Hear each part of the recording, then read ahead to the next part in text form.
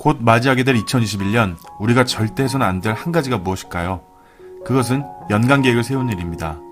이런 말씀을 드리면 무슨 소리야? 연간 계획을 세우지 말라고? 당황할 수 있을 것입니다.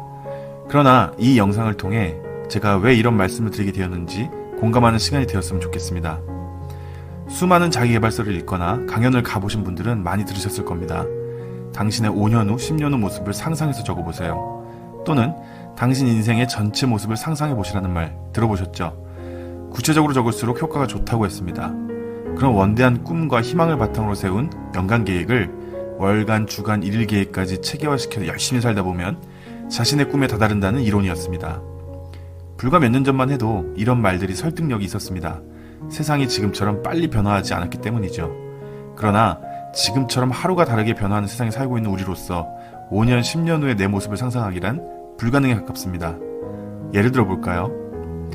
제가 어렸을 적인 80년대, 90년대만 해도 대부분의 부모님들은 사자가 들어가는 직업 또는 무조건 대기업을 가라고 자식들에게 일러주었습니다. 그래야 인생이 편할 거라고 했었죠. 당시엔 틀림없는 사실이었습니다. 그러나 지금 세상은 어떤가요? 직업을 불문하고 어느 하나 쉬운 곳이 없습니다. 더구나 AI와 로봇이 보편화되면 많은 직업들이 사라진다고 하는데요. 중요한 사실은 세상의 변화 속도가 과거와는 비교할 수 없을 정도로 빠르다는 점입니다. 지금 아이를 키우는 아빠 입장에서 어떤 직업을 권할 수가 없더라고요. 이런 현상이 앞으로 더 심해지겠죠. 이렇게 빠르게 변화하는 세상에서 과거와 같은 방법으로 미래를 꿈꾼다면 실패할 수밖에 없을 것입니다. 다른 방법을 찾아야겠죠. 어떻게 하면 될까요? 매일매일 많은 고민을 하던 때 우연히 운전하던 중 발견한 개념을 같이 알려드리고자 합니다. 60km를 달리는 자동차를 운전하는 방법과 160km로 달리는 자동차를 운전하는 방법은 분명히 다릅니다. 고속에서는 시야가 좁아지죠. 또한 현재 자동차의 엔진 소리나 핸들의 미세한 감각 같은 현재 상태에 더 집중하게 됩니다.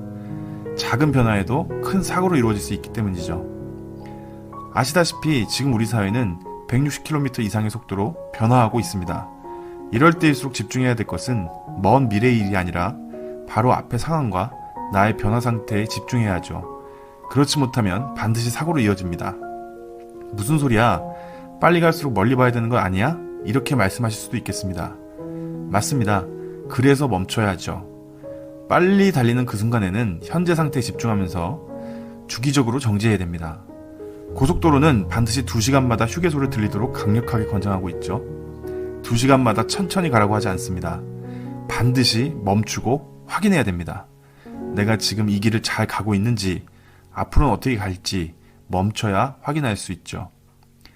어쩌면 우리는 완벽한 계획, 정리정돈된 계획, 이런 것들에 중독되어 있는지도 모릅니다. 그런 완벽한 계획을 바라보고 있노라면 뿌듯해지지요.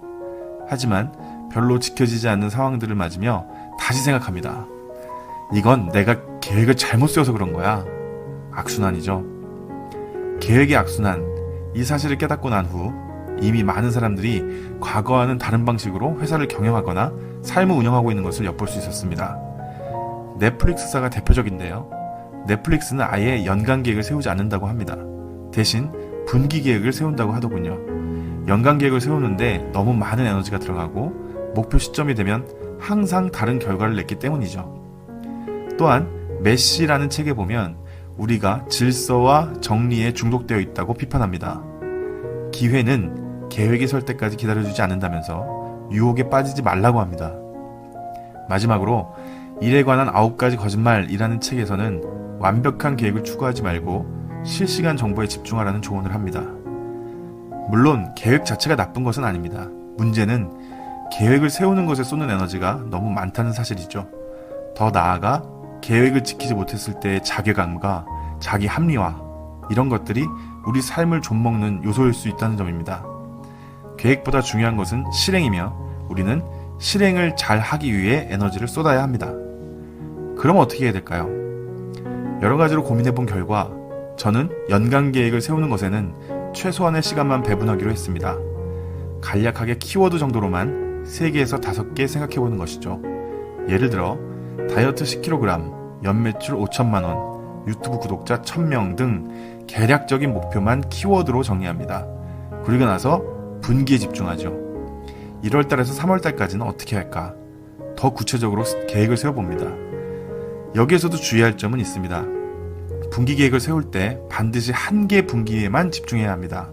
다음 분기, 다다음 분기까지 계획을 세우려 하면 기존의 연간 계획과 다를 바가 없기 때문이죠. 3개월 동안 열심히 다이어트 해본 결과 목표가 10kg이었는데 8kg만 빠졌다면 아, 내가 너무 계획을 무리해서 세웠구나 라고 판단할 수 있고, 반대로 12kg가 빠졌다면 아, 내가 너무 계획을 여유롭게 잡았구나 라고 판단할 수 있습니다. 현재의 상태, 나의 정보에 집중하는 것이죠. 목표치를 달성하지 못했다고 자책할 필요는 없습니다. 바로 다음 분기까지 연장하면 되는 것이죠. 물론 여기엔 전제가 필요합니다. 내가 충분히 열심히 성실히 살아왔다는 자신의 확신이 매우 중요하죠. 우리가 생각하는 소위 계획은 세울 수 있는 시점이 있습니다. 언제냐? 이미 경험을 했을 때 가능합니다. 영어 단어 1000개를 외울 때 일주일이 걸렸다면 그것을 바탕으로 아, 내가 영어 단어 1000개를 외울 때 일주일이 걸리는구나 라는 시간의 견적을 산출할 수가 있죠. 다시 말해, 아직 영어 단어 1000개를 외운 경험이 없다면 계획을 세울 수 있는 상황이 아닙니다. 결국 어떤 일을 처음 마주할 때 우선 실행을 해보는 것이 중요하죠. 그래서 공부에 서툰 학생들에게 먼저 계획을 세우라 이렇게 조언하는 것보다는 우선 엉덩이를 붙이고 1시간 공부해봐라 는 조언이 훨씬 효과적일 수 있습니다. 자기계발 분야에서 흔히 말하던 플랜, 두, C의 개념보다 C, 두, 플랜이 맞죠.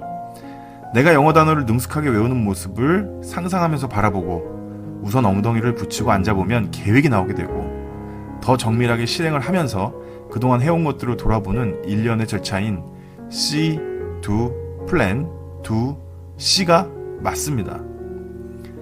정교한 계획은 결국 경험에 의해서 완성되는 것이며 그마저도 달성률이 그리 높지 않습니다. 매년 발표하는 국가 경제 성장률도 수시로 수정하죠. 방대한 데이터와 정확한 경험을 바탕으로 수립하는 계획임에도 불구하고 그렇습니다. 하물며 개인은 말할 것도 없죠. 누구나 인생은 처음 살아보는 초행길입니다. 한번 살아보고 다시 사는 사람은 없죠. 그렇기 때문에 세상이 빨리 변화한다고 하여 무턱대고 내가 그 속도를 맞추기도 어려우며, 설사 그 속도에 맞춘다 하더라도 사고가 날 확률이 매우 높다는 것은 우리가 인지해야 할 중요한 문제입니다. 이미 너무 빠른 세상에서 우리가 할 수 있는 가장 현명한 방법은 역설적이게도 수시로 멈추는 일입니다. 또한 너무 먼 미래를 고민하기보다 바로 앞의 상황과 주변 정보에 집중하면서 유연하게 변화하는 것, 어쩌면 그것이 머리를 싸매가며 연간 계획에 집중하는 것보다 지혜 있는 행동일 것입니다. 고속도로 휴게소에서 우연히 발견한 명언을 끝으로 이번 영상을 마치겠습니다. 속도를 줄이고 인생을 즐겨라.